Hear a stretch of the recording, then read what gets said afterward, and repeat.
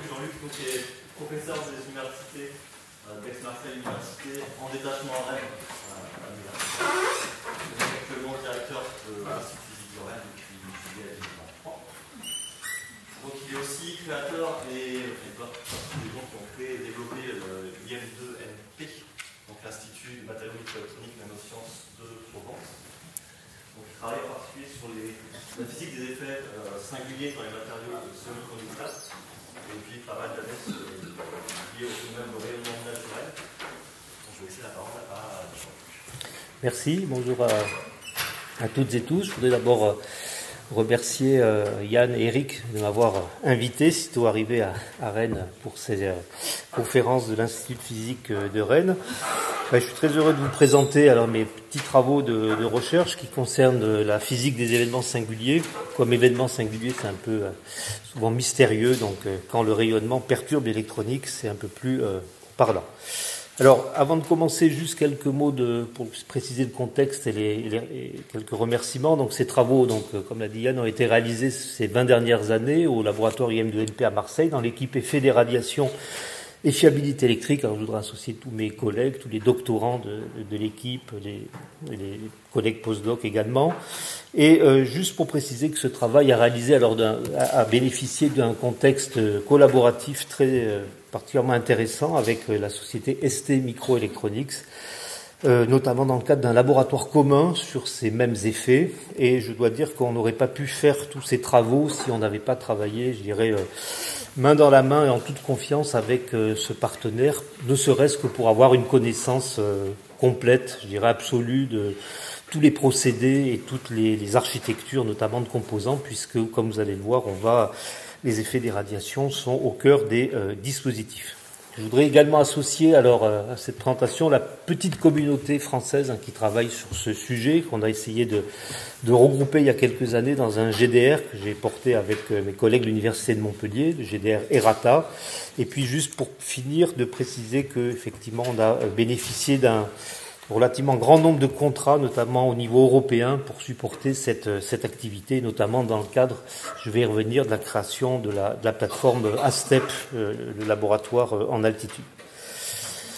Le plan de ma présentation, je vais juste introduire qu'est-ce qu'un événement singulier. Je préciserai ensuite qui sont responsables de ces événements, quelles menaces pour l'électronique.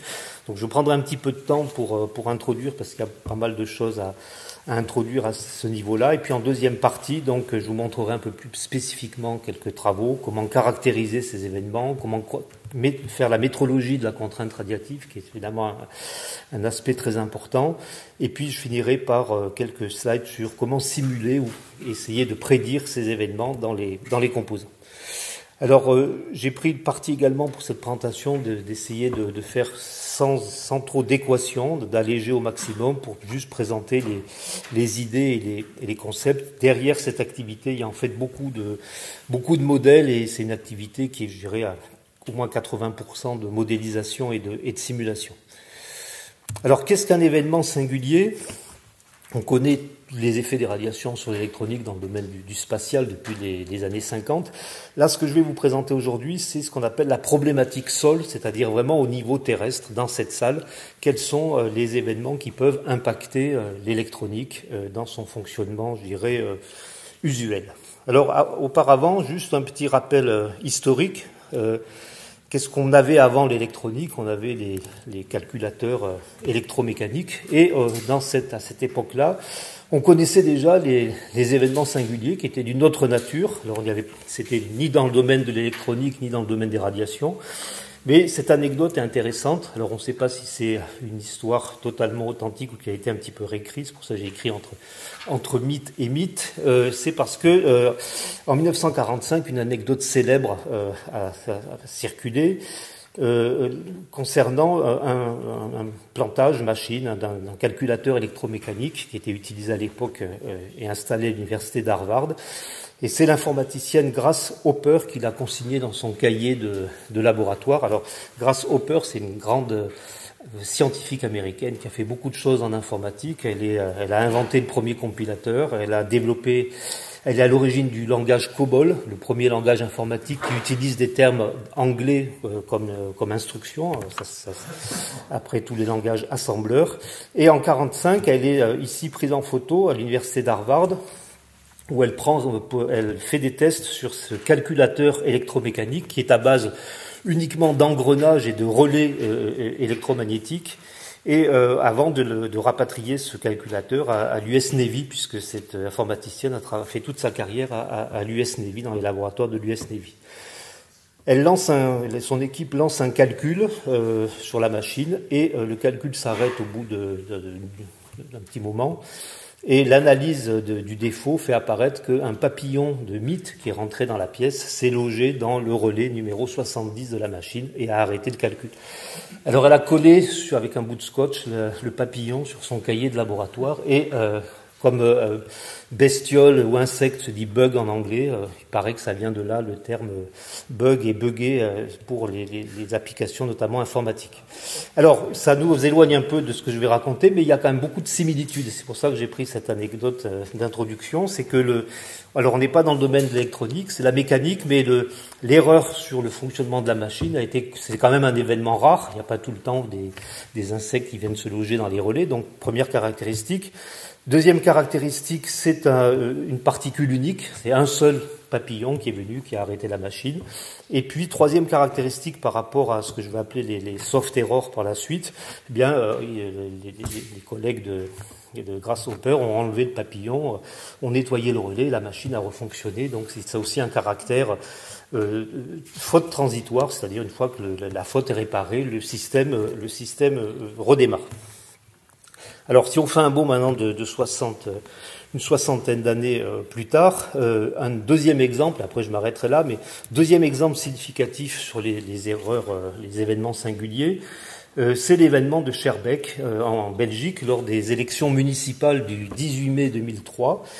Petite commune de Belgique qui a, pour la première fois ce jour-là, utilisé des machines de vote électroniques pour le scrutin.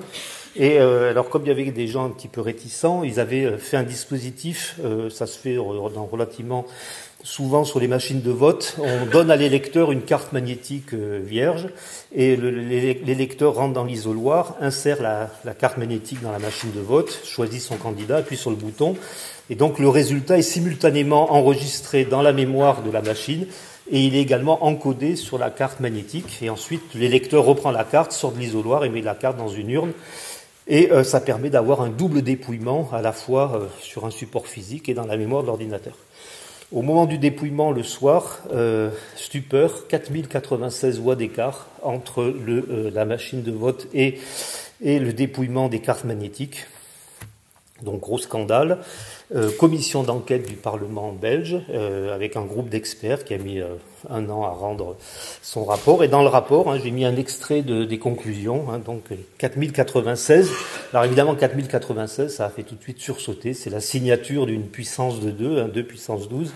Et le collège a conclu que l'erreur a été très probablement occasionnée par une inversion spontanée et aléatoire d'une position binaire. Donc c'est assez laconique comme conclusion, mais pour l'ensemble évidemment des gens du domaine, c'est la signature qu'un bit a spontanément été changé dans la mémoire de la machine, très certainement par l'arrivée soit d'un rayonnement extérieur, soit provoqué par, on va le voir, une impureté radioactive au sein du composant de la machine. Alors à partir de ces deux exemples, on peut donner une première définition des événements singuliers. Donc un événement singulier, alors même si j'anticipe par la suite, est déclenché par le passage d'une seule particule énergétique. On va voir, il y a toute une série de particules qui peuvent faire cet effet à travers le volume d'un dispositif. Donc c'est le caractère unique qui est important, une seule particule et non pas un flux de particules comme pour les expériences, par exemple, qui mettent en jeu la dose ionisante ou la dose de déplacement. Là, ici, c'est vraiment la particule unique. Cet événement, évidemment, est créé s'il y a une interaction avec le fonctionnement normal du dispositif, avec une faute ou une erreur fonctionnelle qui est en principe observable. Autrement, si elle n'est pas observable, eh bien je dirais que l'événement a eu lieu dans la machine, mais c'est transparent pour l'utilisateur. Et enfin, cet événement donc peut entraîner en fait dans l'électronique toute une série d'effets. Aujourd'hui, je vais restreindre l'exposé à ce qu'on appelle les soft errors, qui sont donc intraduisibles en français, les erreurs les plus douces, c'est-à-dire celles que l'on peut corriger juste en réécrivant le point mémoire. Mais il y a toute une série d'erreurs qui peuvent être catastrophiques. Une seule particule énergétique peut provoquer la mise en court-circuit d'un composant de puissance et aller jusqu'au burn-out, jusqu'à l'endommagement irréversible d'un composant, court-circuit, etc. Les collègues qui travaillent dans le domaine notamment du ferroviaire connaissent ça. Dans les motrices TGV, il y a des centaines d'IGBT, des gros composants de puissance, et on en change régulièrement en maintenance parce que ça claque régulièrement à cause des rayons cosmiques, et c'est quelque chose qui est connu dans le domaine, même si évidemment les fabricants ne communiquent pas sur ce genre de dysfonctionnement. Alors, pour caractériser ces événements, j'introduis ce qu'on appelle le taux d'événement singulier, ou le soft error rate, le SER. Il faut dire que les événements singuliers sont quand même des événements rares, ça n'arrive pas quand même tout le temps. Et pour ça, on utilise une unité de fiabilité qui est le FIT, le failure in time. Alors, un FIT, c'est une erreur par milliard d'heures de fonctionnement. Alors, 1 milliard d'heures, ça fait beaucoup, ça fait 114 000 ans. Donc, c'est une unité qui est évidemment une très grande unité. Pour donner des ordres de grandeur, pour les composants semi-conducteurs, on donne pas ça pour un point mémoire, parce qu'autrement, ça serait des unités trop délirantes. On donne ça généralement par mégabit ou gigabit de mémoire, pour les mémoires SRAM, DRAM, flash, etc. Et les ordres de grandeur aujourd'hui, on était plutôt à 1000 feet par mégabit pour les mémoires SRAM il y a une vingtaine d'années. Aujourd'hui, on est autour de la dizaine de feet par mégabit. Et pour les mémoires flash, on est 3 ordres de grandeur en moins, entre 1 et 10 gigabits. C'est-à-dire que si vous avez quelque chose qui est stocké sur une clé USB, avant que les radiations fassent des erreurs significatives, il va se passer quand même pas mal de temps, même si vous avez une capacité mémoire importante. Alors évidemment, sur un système, on peut se dire c'est totalement négligeable. 1 gigabit de SRAM à 100 feet par mégabit, ça fait une erreur tous les 417 jours. Alors, toutes les erreurs ne vont pas causer des choses catastrophiques, mais donc c'est négligeable. Le problème, c'est que quand on est fabricant de semi-conducteurs, on en vend beaucoup, on essaye d'en mettre dans tous les systèmes. Et je prends l'exemple qui occupe actuellement la communauté, c'est le véhicule autonome et le véhicule qui se conduit uniquement par des systèmes informatiques et électroniques. Eh bien, si vous mettez 10 millions de véhicules sur le marché, mais avec 1 gigabit de SRAM dans chaque système, vous aurez une erreur toutes les 3,6 secondes. Donc ça veut dire qu'il faut savoir gérer ce genre de problème. Et la grande problématique de ce domaine, c'est que pris individuellement sur un composant, un circuit, c'est des taux d'erreur qu'on peut se demander pourquoi on étudie ça. Ramener après à la dissémination de l'électronique dans la société sur plein d'applications, et en premier lieu évidemment les applications où la vie de personnes, d'individus est en jeu, le transport en particulier, l'aéronautique, le ferroviaire, etc. Ça peut devenir tout à fait catastrophique. Alors, à qui la faute? Quelle menace pour l'électronique? Eh bien, je l'ai déjà largement dit, la principale source d'erreur, c'est le rayonnement naturel au niveau terrestre, avec deux composantes, à la fois le rayonnement cosmique et la radioactivité, essentiellement la radioactivité alpha. Alors quand Victor Hess et Ernest Rutherford ont fait ces découvertes majeures pour la physique dans le début du XXe siècle, ils n'allaient pas se douter qu'un siècle plus tard, eh bien, ce rayonnement serait la première source de défiabilisation en fait de l'électronique moderne par les interactions que ces rayonnements peuvent avoir avec notamment les matériaux semi-conducteurs. Pour la radioactivité, on va voir, pour des raisons de dépôt d'énergie dans les matériaux, c'est essentiellement la radioactivité alpha qui est pour l'instant qui est pertinente. Pour le rayonnement cosmique, je vais vite faire quelques Quelques rappels. Alors, on appelle rayonnement cosmique quand Victor Hess monte en ballon avec son électroscope et qui mesure l'ionisation de l'air. En fait, il voit la conséquence des rayons cosmiques primaires, c'est-à-dire qui arrivent depuis l'espace et qui tombent sur l'atmosphère et qui créent donc des particules dans l'atmosphère.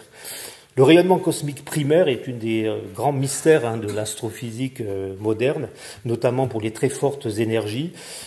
C'est d'origine clairement galactique, extragalactique. Les rayons cosmiques, ce sont des particules très énergétiques, jusqu'on en a détecté jusqu'à 3 10 puissance 20 électronvolts.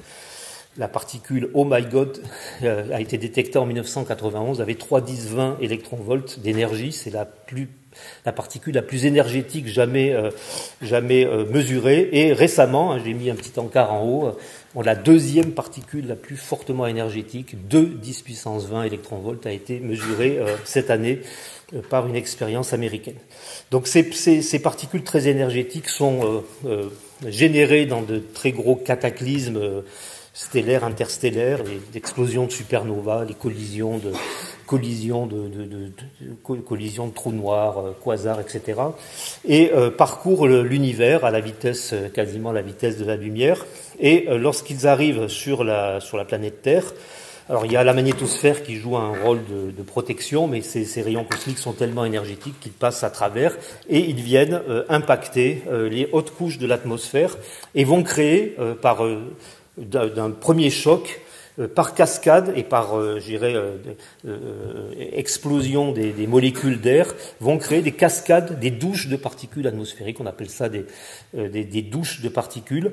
Alors, vous avez une simulation numérique qui est en train de tourner, d'être visualisée ici. Vous voyez un proton ici de 10 puissance 14 électronvolts qui percute la première molécule d'air à 21 km d'altitude.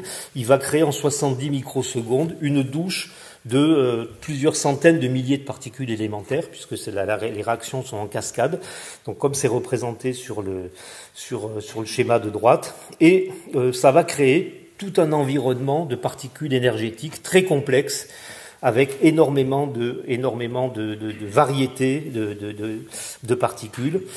Ce qui est important, je vais directement à l'essentiel, pour l'électronique, la première menace historiquement, ce sont les neutrons, parce que ce sont des particules neutres et donc elles peuvent pénétrer dans la matière plus facilement.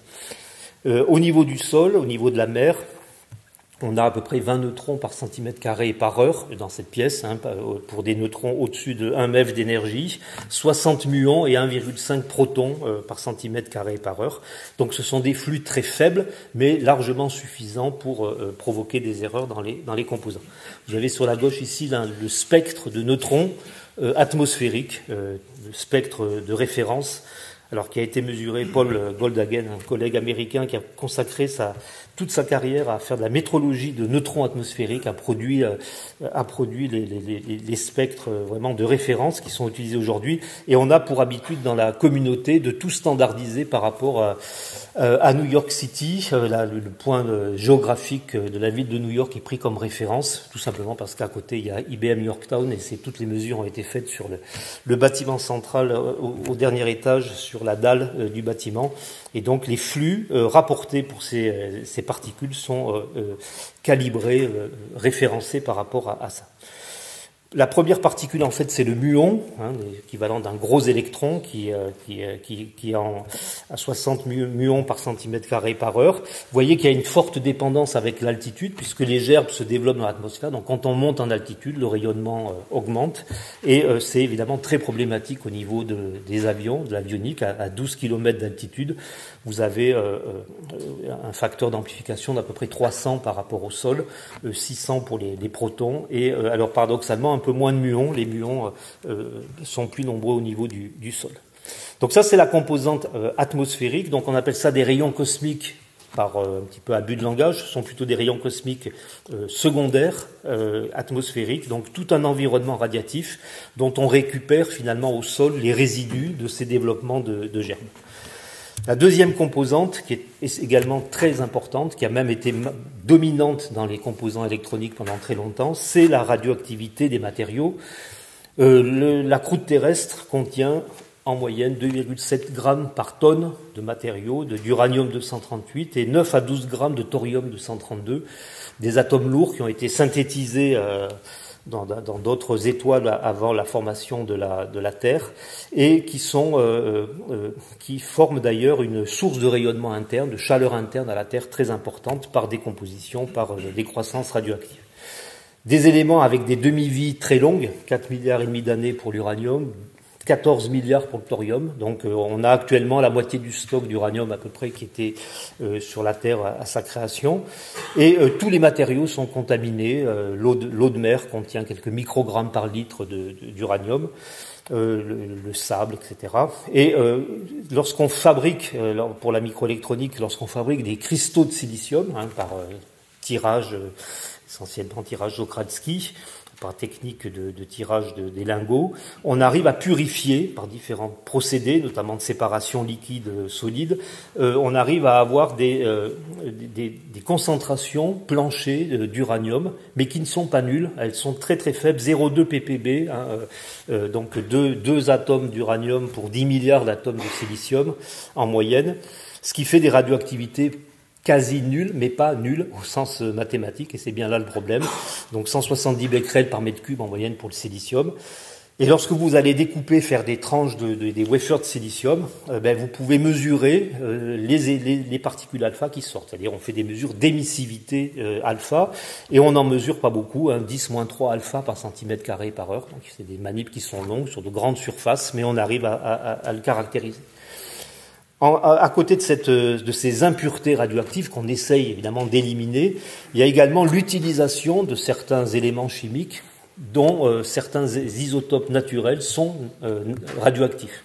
Je prends le cas des plus emblématiques, le platine par exemple, qui est utilisé en microélectronique pour faire des alliages, des silissures de platine, pour minimiser, pour optimiser notamment les résistances de contact au niveau des sources et drains. On fait des alliages avec le silicium. Le platine a un isotope naturel, le platine 190. Alors, il n'y en a pas beaucoup, il y en a 0,014% à l'état naturel, mais malheureusement qui est émetteur alpha. Donc chaque fois que vous faites vous fabriquez des silissures, vous incorporez dans vos composants de toutes petites quantités d'atomes radioactifs qui sont là pour longtemps dans les composants. Alors évidemment, là c'est des matériaux. Alors il faut après relativiser. Ce sont des très très faibles volumes, donc des très faibles concentrations.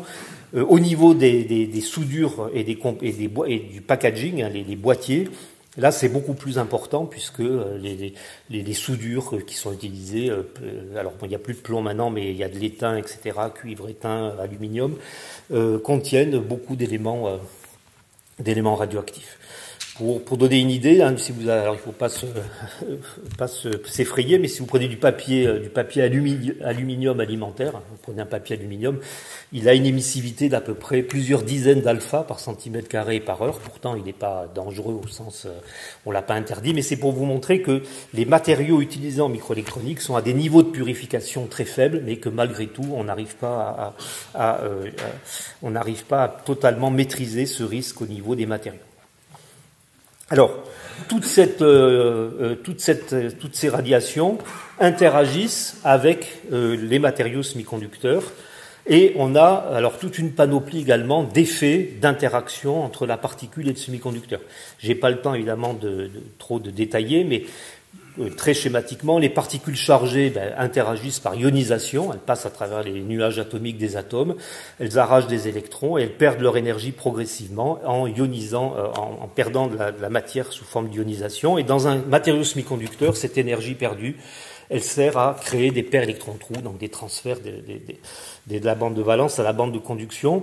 Alors avec une énergie cinétique résiduelle, ça fait qu'il faut en moyenne 3,6 électronvolts par paire dans le silicium. C'est toujours assez largement supérieur au gap pour toute une série de raisons, notamment de structure de bande. Les neutrons, eux, par contre, comme c'est des particules neutres, ils vont pas ioniser, mais ils vont rentrer en interaction avec les noyaux atomiques. Donc, soit en faisant ce qu'on appelle du scattering, c'est-à-dire des chocs élastiques ou inélastiques. Donc, ils vont déplacer dans le réseau de silicium les ions de silicium, soit pour vous donner un ordre de grandeur, c'est 60% des cas là, pour les neutrons d'énergie supérieure à 1 MeV, ou dans 40% des cas, plus embêtant encore, ils vont rentrer dans les noyaux, faire exploser les noyaux de silicium et créer des réactions nucléaires. Donc les fragments partent dans le semi-conducteur, ces fragments sont chargés, et donc on revient au cas précédent des particules chargées. Il y a d'autres effets, il y en a tout un catalogue, les plus intéressants. Les neutrons thermiques, par exemple, interagissent avec un isotope particulier du bore, qui est le bore 10. Le bore 10 a quasiment la plus grosse section efficace de capture dans les matériaux traditionnels utilisés en microélectronique par rapport aux neutrons thermiques. Et donc, quand vous avez du bore dans un composant, dès que vous avez un neutron thermique qui passe à proximité, l'atome de bore va capturer le neutron thermique et va exploser en deux morceaux, un fragment, un d'hélium et un fragment de lithium avec un petit rayon gamma supplémentaire. Et donc ça c'est vraiment très embêtant parce que le bore, alors il y en a beaucoup dans la microélectronique, non seulement dans les dopages, mais aussi notamment alors ça a été le gros problème dans les années 2000, dans les verres d'encapsulation, ce qu'on appelle les BPSG, borophosphosilicate glace, qui sont des verres d'encapsulation. Lorsqu'on a fini de faire un composant électronique, on vient fluer sur le wafer des verres pour protéger le circuit. Et ça a été une source évidemment d'erreurs très importante. Aujourd'hui, les fabricants de semi-conducteurs n'utilisent plus généralement donc de verres d'encapsulation à base de bore. Et puis d'autres effets très particuliers sur lesquels on a beaucoup travaillé. Par exemple, la capture muonique. Alors les muons négatifs ont cette particularité, comme ce sont un peu des gros électrons, quand ils sont vraiment presque stoppés dans la matière, quand ils ont une énergie de 2 kilo électronvolts, eh bien ils vont se prendre pour des électrons, donc ils sont capturés par un atome et ils sautent d'orbital en orbital et ils finissent par dégringoler sur l'orbital 1s, et quand ils sont proches du noyau, le noyau les capture, et là ça se passe très mal puisqu'on a ce qu'on appelle un mécanisme d'évaporation. Le noyau est fragmenté pratiquement dans tous ces nucléons, et donc on a une explosion, une gerbe de particules chargées qui part dans le silicium, et ça fait évidemment des dégâts au niveau des composants. Dans tous les cas, on revient toujours aux particules chargées, c'est-à-dire tous ces fragments sont chargés et donc vont générer des paires électrons-trous par ionisation. Un ion alpha d'un mégaélectronvolt génère 300 000 paires électrons-trous dans le silicium, en moyenne. Alors, ça c'est l'interaction générale. Alors maintenant on arrive au niveau du composant. Qu'est-ce qui se passe au niveau d'un circuit? Eh bien, si ces interactions ont lieu dans des endroits quelconques du circuit, il se passe pas grand-chose. Il y a un nuage de paires électrons-trous puis qui va diffuser, se recombiner et disparaître. Le problème, c'est que lorsque l'on a une particule chargée qui va passer à travers le plus petit dispositif élémentaire qu'on peut trouver dans le circuit, à des milliards d'exemplaires, c'est les jonctions. Alors des jonctions des transistors, des jonctions qui sont polarisées en inverse, c'est-à-dire qui correspondent aux jonctions de drain des transistors à l'état off, les NMOS ou les PMOS. Et dans ce cas-là, alors il y en a évidemment un certain nombre dans les circuits qui sont à l'instant de l'irradiation polarisée à l'état off. Et dans ce cas-là, la petite jonction va se comporter comme un détecteur de rayonnement et va collecter les paires électrons-trous qui sont créés. Donc vous avez ici une petite simulation numérique qui montre que à l'instant ici 0, vous avez une petite jonction polarisée en inverse avec un champ électrique. Un ion va passer, donc le changement de couleur, c'est le potentiel. Donc on a création d'une colonne très dense de paires électrons-trous qui va modifier le potentiel électrostatique de la jonction. Et ensuite, sous l'effet à la fois du champ électrique qui est favorable à la collection de charge ici des électrons et au mécanisme de diffusion, parce qu'on a un très fort gradient de concentration, on a ces deux moteurs qui se mettent en marche, la dérive dans le champ électrique, la diffusion, et on va venir, la jonction va venir extraire des porteurs qui vont constituer donc sur ce contact-là un pulse de courant, donc à cette forme particulière avec une réponse prompte et puis une réponse de diffusion. Et ce pulse de courant, évidemment, comme cette jonction elle est reliée à toute la circuiterie du circuit par les pistes de métallisation, eh bien en fait ce pulse de courant il est envoyé dans le circuit et il part dans les lignes de métallisation. Et c'est l'effet de ce pulse transitoire, ce courant transitoire dans le circuit, qui va provoquer ou non des perturbations du circuit. Donc le mécanisme vraiment de base qu'on étudie toujours aujourd'hui, il y a énormément de travaux concernant cette physique de l'interaction, je dirais, particule-jonction. C'est vraiment le cœur, je dirais, du phénomène de soft error. C'est vraiment là aussi le bloc aujourd'hui où il y a le plus de physique. Alors les équations sont connues, c'est pas trop le problème. La physique est connue, mais c'est la manière de faire les calculs et de les optimiser lorsqu'on a par exemple affaire aussi à traiter des circuits complexes où on traite plusieurs centaines ou milliers de transistors.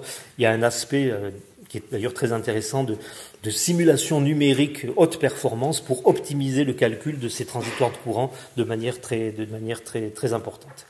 Alors, un exemple, parce que évidemment, ça dépend après de ce qu'on a comme type de circuit. L'exemple le plus simple, c'est le cas de la cellule SRAM. Donc, une cellule SRAM représentée ici sur la gauche. Pour ceux qui ne sont pas trop familiers des circuits, c'est le point mémoire élémentaire qui permet de stocker une information. C'est deux inverseurs qui sont rétrobouclés et qui forment un bistable logique, un bistable électrique. C'est-à-dire qu'ici, vous avez deux nœuds. Ici, alors vous avez ici un inverseur 1, un inverseur 2. La sortie de l'inverseur 1 est connectée la sortie de l'inverseur 2 est connectée sur l'entrée de l'inverseur 1. Et ce petit circuit électronique très simple a deux états stables de polarisation.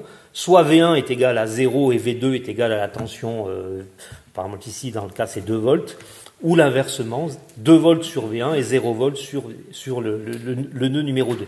Et une fois que c'est programmé, on a une stabilité, c'est-à-dire que tant que la polarisation est maintenue, cet état de polarisation est conservé. C'est comme ça qu'on peut stocker les 0 ou les 1 logiques dans les circuits. Le problème, c'est quand donc je repère ici un transistor à l'état off, ici, le drain du NMOS 2 est à l'état off, si une particule passe dans ce qu'on va appeler le volume sensible du drain, ou le nœud sensible, ça correspond à quoi? Ça correspond à injecter sur ce nœud ce petit transitoire de courant qui est représenté ici. Suivant l'intensité du transitoire de courant, eh bien, on va perturber l'état métastable de la cellule. Et vous voyez que quand on augmente quand on augmente la charge, l'intégrale du transitoire, au début la perturbation, ça fait juste la tension V2, elle va un peu diminuer, puis elle revient à sa valeur initiale. Et il y a un moment où, lorsqu'on va dépasser une certaine valeur, une intensité du transitoire, en intégrant, on va dépasser une certaine valeur de charge critique, eh bien, à Q crit moins delta Q, la cellule est de nouveau stable, et à Q crit plus delta Q, eh bien on bascule et vous avez l'inversion du bit logique. On passe la polarisation stable ensuite à la fin de ce phénomène. V2 est à 0 et V1 est à 2 volts. Et dans les mémoires, donc on caractérise notamment la sensibilité d'une mémoire par ce concept de charge critique qui est la charge minimale qu'il faut injecter sur le nœud sensible pour faire basculer la mémoire. Alors évidemment, l'évolution des technologies ne va pas dans le bon sens, puisque la réduction des dimensions, accompagnée de la réduction des tensions, eh bien font que cette charge critique, on était sur des dizaines de femtocoulomb il y a encore quinzaine d'années. Sur les technos les plus récentes, on est sur des charges critiques qui sont inférieures aux femtocoulomb, largement inférieures. Ça veut dire que un femtocoulomb, c'est pas grand-chose, c'est à peu près 10 000 électrons. Donc, vous voyez, un alpha de 1 MeV, il dépose déjà 300 000 électrons. Et il en faut que 10 000 pour déstabiliser. Donc, ça veut dire que même une petite fraction de son dépôt d'énergie peut faire basculer aujourd'hui une mémoire. Et alors, pourquoi c'est important? Parce que cette charge critique, on montre en théorie des circuits que c'est relié, le taux d'erreur d'un circuit CMOS, caractérisé par une certaine charge critique, peut et dépend exponentiellement de la charge suivant cette formule. Alors cette formule, on est relativement content. On a pu c'était une formule qui était spéculée jusqu'à cette année, proposée en 2000, et on l'a démontrée formellement cette année. Donc c'est les premiers papiers d'ailleurs signés de l'Institut de physique. Donc la démonstration de la formule du SER pour un circuit qui dépend de la charge critique. Formule obtenue par la méthode en considérant la diffusion des porteurs, les équations de la diffusion dans les circuits. Alors quand on a un circuit, ça c'est un circuit simple, les circuits plus complexes, c'est beaucoup plus compliqué parce qu'on a des tas d'effets qui peuvent masquer l'effet des transitoires de courant.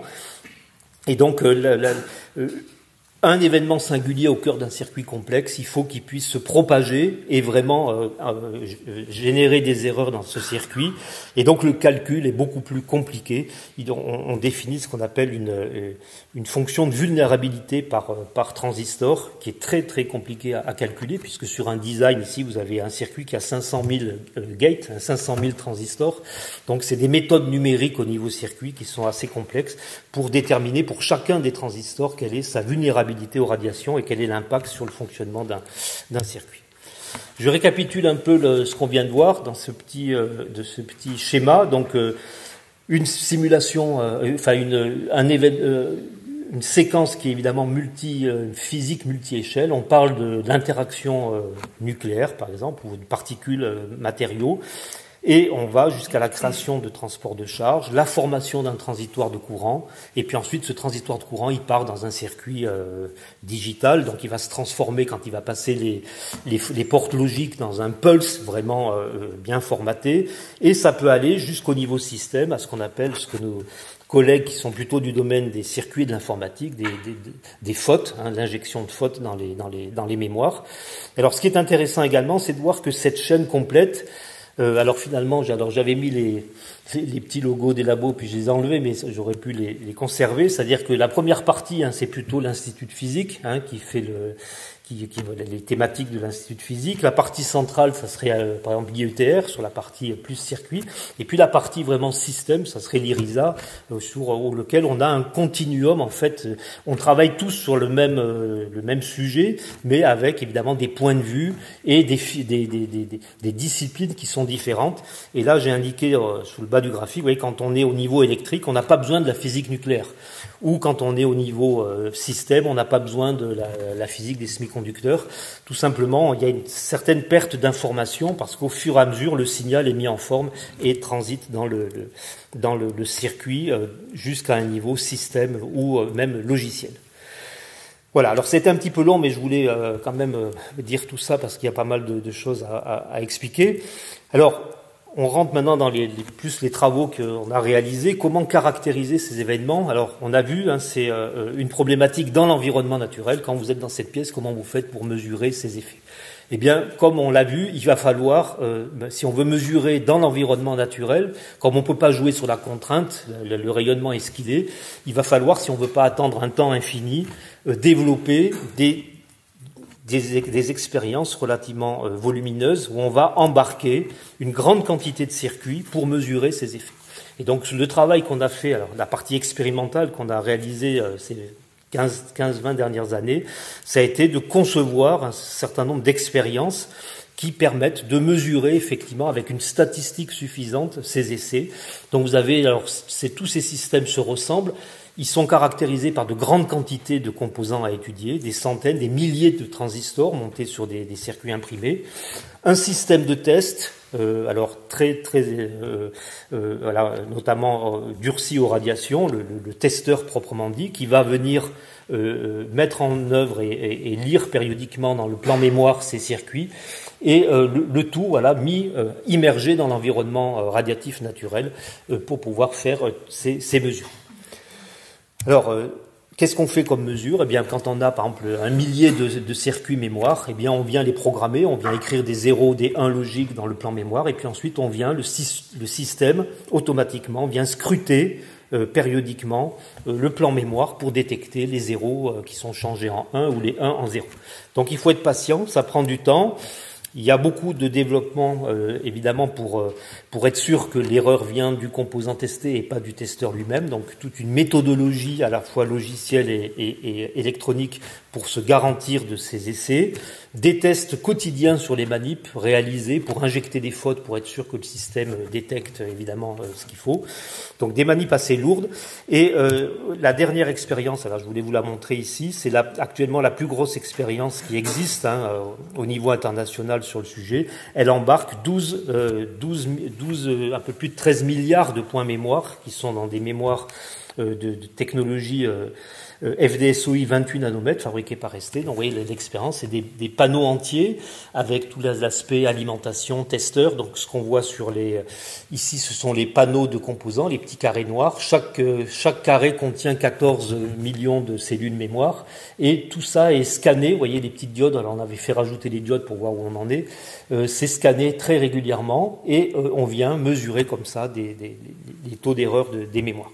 Sur cette expérience-là, dont je n'ai pas le droit encore de présenter les résultats, mais on a obtenu 9 erreurs en 5 ans. Donc, vous voyez, c'est pas beaucoup. Hein. Mais les erreurs sont voilà. Donc, elles sont caractérisées parfaitement et c'est tout à fait dans les statistiques. Alors ici, vous avez la partie logicielle, évidemment. Beaucoup de mesures sont faites parce que toutes ces mesures sont instrumentées. On mesure en temps réel les courants d'alimentation, les registres, etc. Enfin, c'est des manips assez lourdes. On a réalisé ces expériences, pour aller un peu plus vite, on a réalisé ces expériences en altitude, ce qui permet de maximiser la contrainte neutronique, et puis également dans un environnement souterrain pour justement complètement couper les rayons cosmiques et pour mesurer la radioactivité interne des puces. Donc ça a été toute une aventure, alors je passe rapidement parce que je vois l'heure qui tourne, toute l'aventure de la plateforme ASTEP. On a créé en 2004 un petit laboratoire en montagne sur le plateau de Bure, au-dessus de la station dans les Hautes-Alpes, au-dessus de la station de Super d'Évoluy. Plateau de Bure où est implanté le plus grand interféromètre millimétrique d'Europe. L'Institut de radioastronomie millimétrique nous a généreusement hébergés pendant une quinzaine d'années et on a été dans ce petit bâtiment pour développer, alors avec beaucoup d'efforts, un laboratoire dédié pour rassembler dans un même lieu les expériences d'électronique et puis toute une batterie d'instruments qui mesurent la contrainte radiative.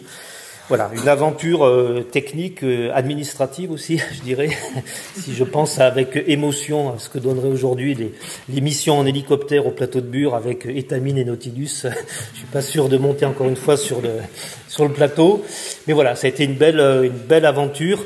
Voilà le laboratoire à l'intérieur, des expériences de microélectronique et puis des instruments de radiation pour mesurer la contrainte et faire des corrélations. En laboratoire souterrain, des expériences identiques. Là, c'était moins compliqué. On a porté les manips au laboratoire souterrain de Modane, qui est dans le tunnel du Fréjus. Et alors, j'ai fait un petit souvenir pour mes collègues de département matière molle qui sont ici. C'est une photo d'Emmanuel Villermo d'IRFE, avec qui on a fait une série d'expériences il y a quelques années. Il voulait voir si les rayons cosmiques influençaient le claquage des bulles de savon. Et donc on est monté ensemble, on a fait une tournée une semaine assez incroyable avec des manips à l'Aiguille du Midi à Chamonix et puis au laboratoire souterrain de Modane pour finalement conclure qu'il n'y avait aucun effet. Mais bon, c'est un résultat, un beau résultat. Et voilà. Alors ces expériences temps réel, qu'est-ce que ça donne? Alors c'est pas très impressionnant, c'est des histogrammes, c'est des distributions d'erreurs. Vous voyez que les erreurs, les petits bit flips, les distributions cumulées, elles montent plus en altitude qu'en souterrain parce que dans les manips en altitude, vous avez les neutrons et les alphas qui produisent des erreurs, tandis qu'en souterrain, vous n'avez que le rayonnement interne des circuits. Et ça vous permet, vous voyez, que les manips convergent vers des taux d'erreur au bout de plusieurs milliers d'heures d'expérience. Ces taux d'erreur, c'est pour nous, et c'est pour ça que c'est si important, ces mesures, ce sont les seules mesures qui permettent d'avoir des points de référence, et notamment pour la simulation, parce que ce sont les seules erreurs vraiment dans les conditions normales d'utilisation des circuits.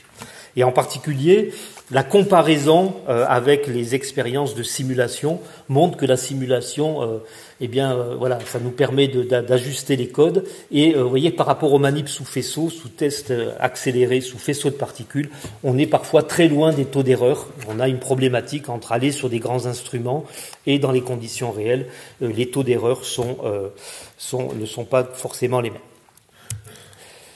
La contrainte radiative, alors c'est une conséquence de ces travaux. On n'avait pas du tout l'idée au début de développer des instruments de mesure des radiations, mais la problématique nous a conduit à développer un certain nombre d'instruments, tout simplement parce que la contrainte radiative est extrêmement variable.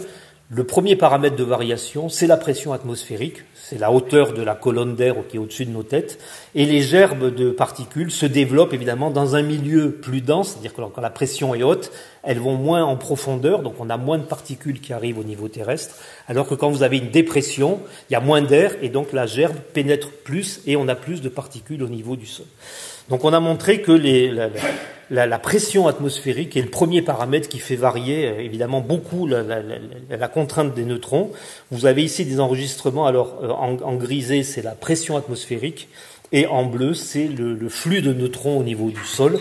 Et vous voyez ici, alors on a eu un événement en 2009, c'est une grosse tempête qui est passée juste au-dessus du plateau de Bure, et la tempête Klaus, et vous voyez, vous avez ici une très forte augmentation du taux de neutrons. Alors ça, c'était des choses qui n'étaient pas du tout connues dans la littérature, et ça a une conséquence très importante sur les tests normatifs, notamment au niveau industriel. Si vous faites des tests dans n'importe quelle condition, vous pouvez mesurer évidemment à peu près n'importe quoi. Et donc là, c'est vraiment des questions de métrologie. Il faut mesurer précisément la contrainte pour faire le pendant avec les circuits. Donc on a développé des instruments. Alors tous ces instruments, je vais essayer de les rapatrier ici au laboratoire. 2 moniteurs neutrons. Qui ont été difficiles à installer. Il y a 2 tonnes de plomb dans l'appareil, donc 60 anneaux. Donc je fais déjà appel aux bons volontaires quand la manip arrivera ici. Il y aura 60 anneaux de 34 kilos chacun à manipuler. Donc en montagne, ça a été assez difficile de tout installer, mais on y est arrivé. Et d'ailleurs, en déménageant l'appareil de Marseille au plateau de Bure, vous voyez qu'on a mesuré le taux d'accélération très proprement. Et puis on a mis en évidence, alors ici c'est une photo du labo à Marseille, on a mis en évidence des phénomènes qui n'étaient pas connus. Quand on fait des tests dans des périodes très anticycloniques, comme on a connu à Marseille dans l'hiver 2015-2016, le taux d'erreur est très très bas, s'effondre parce qu'il y a très peu de neutrons atmosphériques, beaucoup moins quand on est sur des phénomènes de très haute pression. Les phénomènes solaires aussi interviennent, j'en ai pas parlé. Mais c'est pas forcément dans le sens où on le croit, c'est-à-dire que l'interaction du soleil, du vent solaire et des explosions solaires avec la planète Terre est très complexe. On a une interaction avec la magnétosphère, et donc l'idée serait de dire forte activité solaire, beaucoup plus de particules, de neutrons. C'est exactement l'inverse. Très souvent, l'interaction, ici, une éjection de masse coronale en direction de la Terre, ça va modifier, le plasma va glisser sur les lignes de champ de la magnétosphère, va faire un plasma protecteur, et on a, par exemple, le taux de neutrons ici qui s'effondre. On appelle ça une décroissance Forbush, et vous voyez, alors c'est assez marrant parce que à l'époque où le moniteur fonctionnait avec une synchronisation par temps GPS, vous voyez que partout dans le monde, on a observé cette décroissance exactement en même temps, depuis les îles Kerguelen jusqu'à Rome en passant par Athènes, donc des phénomènes vraiment planétaires qu'on avait été capable de caractériser et de mesurer l'impact sur les composants. Alors je faisais ce matin un dernier transparent, mais je vois que je commence à déborder du temps sur la météo solaire, puisqu'actuellement il y a beaucoup d'articles dans la presse en disant très grosse activité solaire. Vous voyez, quand on regarde au niveau neutrons, ça c'est le point d'aujourd'hui, 12 décembre, on est sur un très bas taux de neutrons parce que l'activité solaire va minimiser, par son interaction complexe avec la magnétosphère, diminue l'interaction des rayons cosmiques avec l'atmosphère. Je passe sur les autres instruments. On a développé un télescope à muons, un spectromètre à cuve d'eau. Alors un truc marrant parce que ça c'est quelquefois on peut faire des expériences. On en parlait au défi la semaine dernière à l'IPR. Vous voyez, sur quelques centaines d'euros. L'idée, c'est d'avoir deux réservoirs d'eau empilés, donc 2 mètres d'eau, et de faire varier avec une pompe le niveau de liquide. Ça vous permet de filtrer les muons sur une gamme d'énergie qui n'était pas explorée dans la littérature, c'est-à-dire les centaines de MeV, parce que ce sont ces muons qui sont les plus importants. C'est eux, quand ils vont traverser le packaging et le semi-conducteur, qui sont susceptibles de s'arrêter dans les composants. Et donc on a revisité notamment les modèles d'énergie, de spectre de muons à très basse énergie, assez récemment, ce qui est très important également pour l'aspect simulation. Et pour l'aspect radioactivité, on a également participer en collaboration avec la société XIA à développer un spectromètre à ionisation, à champ d'ionisation d'argon de grande dimension qui permet de mesurer ces émissivités au niveau wafer et de corréler la concentration volumique d'atomes d'uranium dans le silicium à ce que l'on peut voir en émissivité et également en électrique. Alors ici, un beau résultat, c'est que ici, les résultats expérimentaux dans une manip souterraine, on a pu corréler on a pu extraire à partir des mesures électriques et en corrélant toutes ces informations, la concentration supposée d'atomes d'uranium 0,37 ppb dans le silicium, qui est parfaitement en balance avec les mesures d'émissivité et des mesures physico-chimiques obtenues par IPCMS sur les wafers concernés. Voilà, alors je n'aurai pas le temps de parler trop de simulation puisque je vois l'heure qui avance, tout simplement pour dire que c'est en fait la plus grosse partie, mais c'est celle qui est la moins, je dirais, spectaculaire puisque c'est que de la simulation numérique, mais c'est une simulation qui est très compliquée puisqu'on a à gérer 15 ordres de grandeur dans l'échelle temporelle et 20 ordres de grandeur sur l'échelle des distance et temps, et de passer de la physique nucléaire à la physique des semi-conducteurs, la théorie des circuits jusqu'au niveau système. Donc on a développé ces 20 dernières années toute une série d'approches et de codes pour décrire l'interaction, le transport et puis la signature électrique de ces erreurs au niveau circuit. J'ai pas trop le temps d'en parler, ça peut-être pour une autre fois, mais voilà. Donc, ce qui est très important, et c'est là où je disais tout à l'heure, le travail en commun avec un industriel est important, c'est qu'il faut qu'on puisse faire ça, autrement on peut rien faire, c'est-à-dire reproduire numériquement dans des codes de simulation l'architecture exacte, la plus exacte possible des circuits, en tenant compte des épaisseurs des couches, des matériaux, des dopants, etc., pour avoir évidemment une modélisation physique qui se rapproche le plus du composant réel. Et alors dans de tels systèmes, on envoie ensuite par des codes de simulation, alors GEAN4, le code qu'on a largement utilisé, le code du CERN, on envoie des neutrons et puis ça fait des interactions dans de très grosses bases de données. Typiquement, pour avoir une statistique suffisante, il faut produire des simulations avec 500 millions de neutrons incidents sur ces. Donc, ça demande un certain nombre des temps de calcul très importants. Et on est capable de produire et de simuler. Alors, à gauche, une mémoire flash avec une grille flottante. On a été capable de produire des résultats. À droite, sur l'effet de la capture des muons sur le silicium. Vous voyez qu'ici, un muon a été capturé par un atome de silicium au niveau des drains des composants et la gerbe explose et évidemment ça va créer des erreurs dans les composants. C'est des mécanismes nouveaux qui n'étaient pas sur lesquels on a travaillé. Voilà, ici un plan mémoire avec qui représente toutes les interactions qu'il existe en 25 millions d'heures d'irradiation équivalent aux neutrons atmosphériques. Tous ces petits vecteurs ici, ce sont chaque fois les points, c'est les vertex des réactions nucléaires, et puis les codes couleurs. En blanc, c'est les déplacements d'atomes de silicium. En rouge, les particules alpha. En vert, les protons. Donc, vous voyez que ça fait quand même beaucoup d'événements et qu'il faut gérer d'un point de vue de la génération de la physique nucléaire, et puis ensuite les traduire sur le plan des nuages de charges de paires électrons-trous que l'on va ensuite transporter dans ces composants. D'autres simulations, ici, on envoie des neutrons thermiques, et évidemment, c'est capturé par les bordisses qui sont présents. Donc là, on a mis en évidence que même avec des dopages, on a des taux d'erreur qui sont résiduels, entre 3 et à 6 fits par mégabit pour les mémoires. On ne peut pas descendre en dessous, puisque le dopage en microélectronique, il est non sélectif en isotope. Quand vous avez les gros implanteurs, ils ne sont pas sélectifs. Les cibles, c'est du bord naturel. Donc vous implantez du bordisse, et vous vous retrouvez avec ce genre d'événement.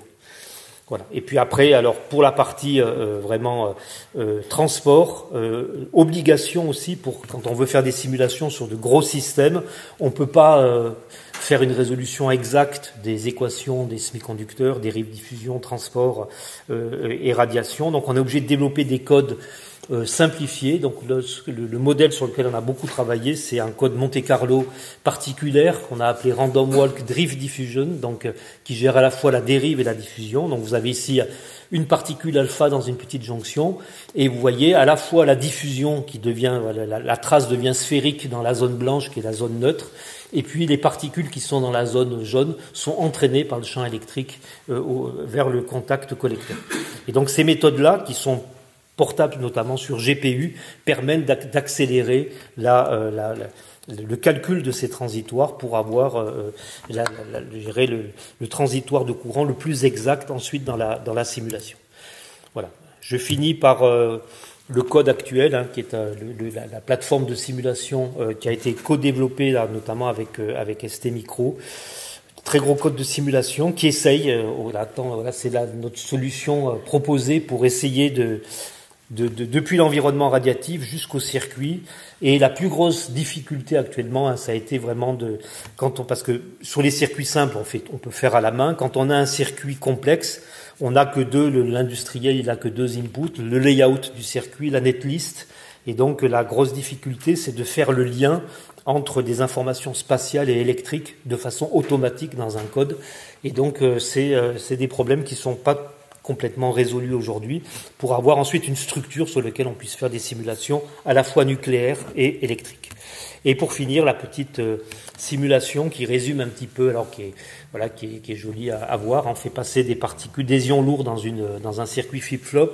Là, il y a 47 transistors et le code est entièrement physique, c'est-à-dire que tout est calculé à partir des mécanismes, des équations de la physique. Il n'y a pas de paramètres d'ajustement sur ces simulations, et on voit les cartographies à la fois des erreurs et le SER qui est calculé, enfin la section efficace qui est calculée lorsque les particules passent. Voilà, ça fait un peu le bilan de où on en est aujourd'hui à l'état de l'art.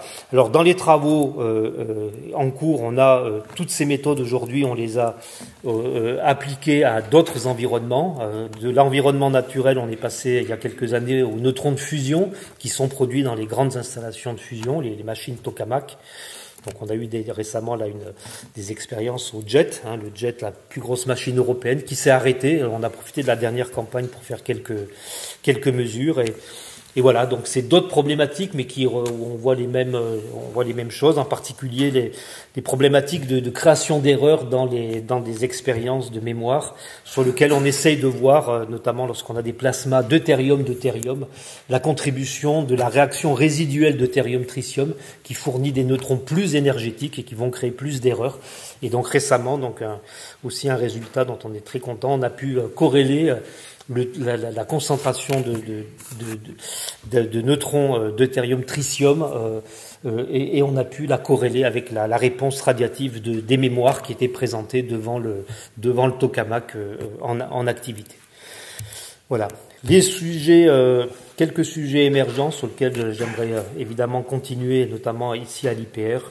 Sur les sources d'irradiation, il y a beaucoup de choses à faire, notamment sur les aspects laser et autres. La spintronique, où il y a des problèmes ouverts actuellement sur l'interprétation. Pourquoi une jonction polarisée bascule dans certaines conditions lorsqu'une particule la traverse. On évoque aujourd'hui des effets thermiques qui peuvent être, transitoirement le matériau va passer la température de Curie et donc permettre un basculement dans certaines configurations. Donc ça, c'est des sujets intéressants. Et puis la réponse, actuellement, beaucoup de travaux sur la réponse radiative de certains matériaux, notamment GaN, le nitrure de gallium, qui est en plein boom d'utilisation. Le nitrure de gallium est largement utilisé, y compris dans le domaine nucléaire, mais son tendon d'Achille, c'est qu'il y a beaucoup d'azote, et l'azote est un merveilleux atome qui se comporte avec les neutrons de façon très particulière, et donc tout ça n'avait pas été anticipé, et aujourd'hui les industriels et les applications commencent à payer le prix d'utiliser du GaN à toutes les sauces, parce qu'il y a un problème visiblement avec l'interaction azote-neutron. Et puis, dernier point, sur lequel, alors c'est plus pour l'instant une veille biblio, mais où le sujet monte évidemment très très fortement, c'est l'informatique quantique, et notamment l'influence du rayonnement naturel sur les qubits, avec un phénomène qui a été mis en évidence très récemment, qu'on appelle le Single Decoherence Event. C'est l'interaction des radiations avec les paires de Cooper dans les supraconducteurs, qui cassent les paires et qui créent des quasi-particules. Et ces quasi-particules, font que le fonctionnement du qubit est altéré. On perd la cohérence. Et donc, on a des événements ici de transitoires très fréquents qui sont liés aux radiations. Et donc, beaucoup de laboratoires commencent à se demander s'il va pas falloir s'enterrer pour faire marcher ces ordinateurs. Et c'est un sujet qui est d'une très forte actualité. Voilà, je m'excuse pour le temps pris et je vous remercie pour votre attention. Voilà. Merci.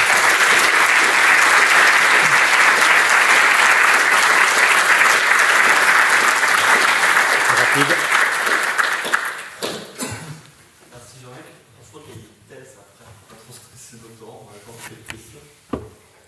Je suis désolé, j'ai un petit peu débordé, mais c'est un peu vaste à expliquer tout ça. Voilà, bon, oui. Vic, oui. Tu as mentionné plusieurs sources plutôt de type laser.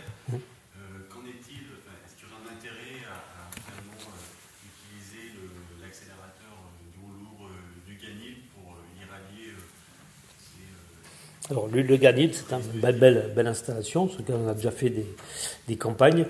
C'est une installation qui est évidemment très intéressante puisqu'on peut avoir des micro-faisceaux d'ions lourds, on peut les focaliser, on peut les envoyer à peu près là où on veut, on peut faire du mapping de composants. Le problème, c'est que c'est toujours pareil, c'est des installations qui sont quand même, on peut aller faire des campagnes, mais c'est pas comme une installation de laboratoire. L'avantage des lasers, au-delà de l'intérêt, c'est que c'est des manips de labo et c'est en plein développement sur le test, sur l'équivalence. Alors l'équivalence laser particules ionisantes, elle est étudiée depuis une vingtaine d'années. On essaie de trouver des conditions laser qui permettent d'avoir une équivalence avec un certain nombre de particules ionisantes. Donc c'est des travaux qui sont en cours par des mécanismes aussi de réduire aussi la dimension la taille du spot par des mécanismes à double absorption en particulier.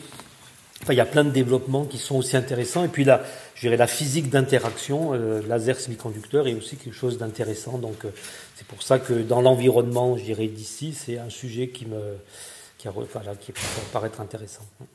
Mais le Ganil reste une très très belle et des expériences de toute manière de comparaison et de très belles installations expérimentales, bien sûr.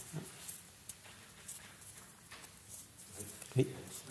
Oui, tu as montré le premier courant transitoire sur tes transparents, il y avait un temps de latence d'une centaine de picosecondes, et à la fin sur les simulations, c'était plutôt quelques femtous, je crois, quelques dizaines de femtous. C'est quoi, c'est un problème de détection ou de diffusion? Ici, c'est que de la simulation. Donc ici, si je reviens, c'est là. Oui, le premier, c'est juste après. Non, c'est juste là, il n'y a pas c'est pas T0, enfin T0, c'est juste un décalage c'est juste un décalage de la simulation, ça n'a pas de réalité proprement dit. C'est juste un shift il a été présenté comme ça sur le delta T n'est pas est lié à la simulation, à la manière dont on a fait la simulation. C'est plus intéressant, c'est la forme. La dernière partie, effectivement, c'est surtout la durée à partir du prompt jusqu'à toute la diffusion dans la jonction. J'avais une question. Oui. Tu parlais des testeurs qui étaient durcis aux radiations. Oui. Concrètement, c'est quoi la meilleure solution pour durcir? Alors j'en ai pas parlé. Il y a toute une littérature et puis tous des collègues spécialistes aussi de ce domaine-là, c'est-à-dire on sait parfaitement durcir aux radiations, c'est-à-dire rendre l'électronique moins sensible aux radiations, par des méthodes, des procédés technologiques et par surtout aujourd'hui du design de composants, c'est-à-dire la manière dont on va, au niveau du dispositif lui-même et du circuit, organiser les transistors les uns par rapport aux autres, faire des chemins, des structures d'isolation, des chemins de conduction en particulier. Donc il y a des techniques pour durcir les composants. Le souci, c'est que c'est des techniques qui coûtent cher, hein, parce qu'on est dans alors j'ai oublié de le préciser, mais la microélectronique c'est quand même un énorme marché, et donc tout est tiré à l'économie, hein, c'est comme dans tous les domaines. Et donc aujourd'hui, même pour des applications, alors ce qui peut paraître, même pour des applications entre guillemets à risque, par exemple, je parlais du marché de la voiture autonome, il est impensable de développer ces techniques pour des dizaines de millions de véhicules. Pour le fondeur, ça coûterait beaucoup trop cher, et donc il faut faire, on fait avec, c'est-à-dire que le marché fait avec tous ces effets-là, mais on sait parfaitement faire des composants pour des marchés de niche. Et les marchés de niche aujourd'hui, c'est le marché militaire, c'est le marché du spatial, une partie du marché aéronautique, bien que dans l'aéronautique on utilise aussi beaucoup de composants commerciaux. Voilà, c'est des choses très très particulières. Dans un avion, vous avez les calculateurs, par exemple, vous avez 3 calculateurs, il y a une triplication, 3 calculateurs pour un avion, et puis vous avez ce qu'on appelle l'un des composants les plus sensibles dans un système à redondance, c'est le voteur électronique, c'est-à-dire la majorité est prise à la majorité des 2 tiers, c'est-à-dire si vous avez 3 calculateurs qui font le même calcul, lorsqu'ils vont comparer les résultats, il y a un voteur électronique qui prend la majorité aux 2 tiers. C'est-à-dire, s'il y en a 2 sur 3 qui donnent la bonne information, c'est celle-ci qui va être considérée. Et donc, cette partie-là, le voteur électronique, par exemple, il est fait dans technologie très durcie. C'est des composants très spéciaux que l'on sait faire. Mais c'est pas tout le système électronique, ça coûterait trop cher. C'est exclusivement un problème économique. Technologiquement, on sait faire depuis 40 ans des technologies extrêmement durcies. Elles sont faites pour des marchés très particuliers. Au CERN, par exemple, pour les détecteurs du LHC, pour la partie centrale des détecteurs, là, il y a des fluences très importantes. Il y a eu des développements spécifiques pour un certain nombre de détecteurs. Mais après, pas pour toute l'électronique, ça reviendrait beaucoup trop cher. Donc c'est exclusivement des contraintes économiques, mais on sait faire des technologies très résistantes à tous ces effets.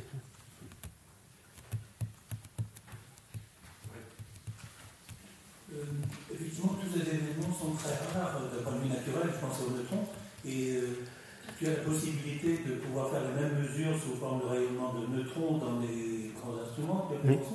Est-ce que ce ne sont pas les mêmes processus qui sont en jeu ou c'est les mêmes. Seulement, alors c'est ce que j'ai montré très furtivement ici, et je m'excuse, je suis passé vite là-dessus, mais c'est ça en fait, hein, c'est sur le graphique de droite, les bâtonnets qui dépassent, c'est le taux d'erreur qu'on peut mesurer sur des installations, des accélérateurs. Donc il y a plusieurs installations dans le monde, il y en a 4 ou 5. Celle de référence, alors historiquement, c'est la source neutron de Los Alamos, qui est considérée, le LENS, qui est considéré comme la référence qui a un spectre blanc de neutrons et qui reproduit extrêmement bien le spectre atmosphérique. Mais le souci, c'est que ça reproduit assez bien, mais pas tout à fait. Et donc, vous voyez, l'écart qu'on a ici triomphe, c'est à Vancouver, à l'université de Vancouver. C'est la deuxième source, hein, largement utilisée. Et vous voyez qu'on a des écarts qui peuvent être d'un facteur 2. Alors, facteur 2, il ne faut pas s'affoler, hein, dans ce domaine-là, il y a tellement d'incertitudes que c'est pas finalement un facteur si important que ça. Mais quand même, on n'est pas sur... alors que les manips temps réel, c'est pour ça qu'elles sont si importantes, c'est qu'elles sont pas nombreuses, mais elles donnent vraiment des points de référence au niveau des valeurs l'équivalence entre l'environnement radiatif naturel et les installations de faisceaux, notamment de neutrons, c'est un point de questionnement permanent. Parce que aussi dans des faisceaux, alors ça dépend comment, mais on peut avoir aussi de la pollution, c'est-à-dire le faisceau est de neutrons, mais vous pouvez aussi avoir un flux résiduel de protons, par exemple, qui est dans le faisceau, ou quand on utilise il y a quelques années, il y avait des collègues qui avaient sorti des expériences sur des faisceaux de muons, je crois, alors je me rappelle plus dans quelle installation, il y avait en fait simultanément, il y avait des pions dans le faisceau, des particules qui ont une très forte interaction, et donc les résultats étaient faussés. Et donc faire la métrologie et qualifier un faisceau, c'est aussi très très compliqué. Il faut qualifier non seulement le flux, mais la répartition en énergie et la composition, en particules des faisceaux. Ça peut être des choses très compliquées qui vont tout de suite donner des erreurs très grandes puisque le flux est largement amplifié. On est sur des facteurs 10 puissance 8 à 10 puissance 9 fois plus importants que le rayonnement naturel. Mais c'est très très très utilisé. L'avantage, c'est que vous mettez un composant dans le faisceau, c'est quelques secondes. Alors, on a fait, avec mes collègues, j'ai pas pu me déplacer, mais on avait une manip la semaine dernière à l'ILL. Sur un flux de neutrons thermiques, ça a été 4 secondes par composant. Hein. Toc, toc. Et on avait déjà une centaine d'erreurs par puce, hein, parce que ça va très très vite.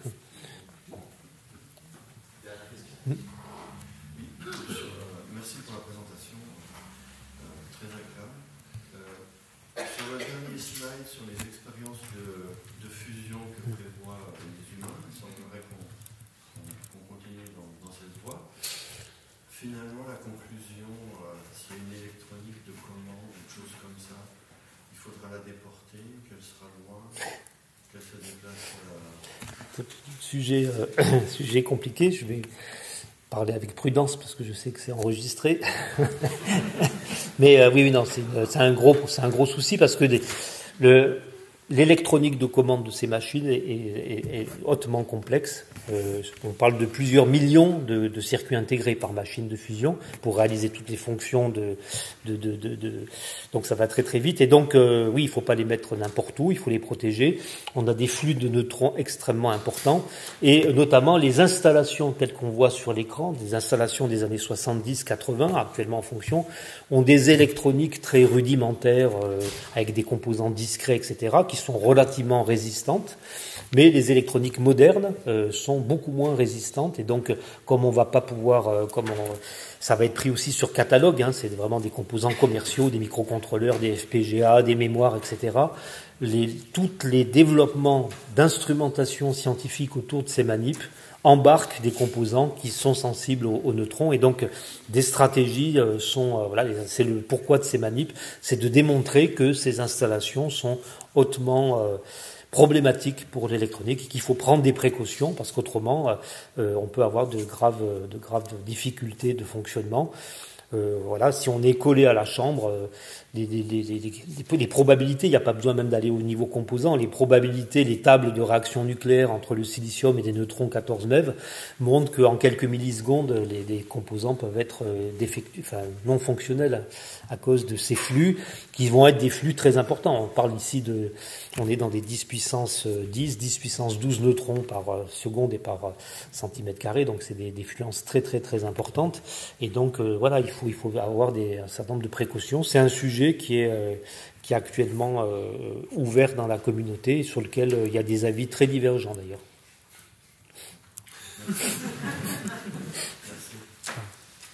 Merci d'avoir laissé la place. Merci à vous.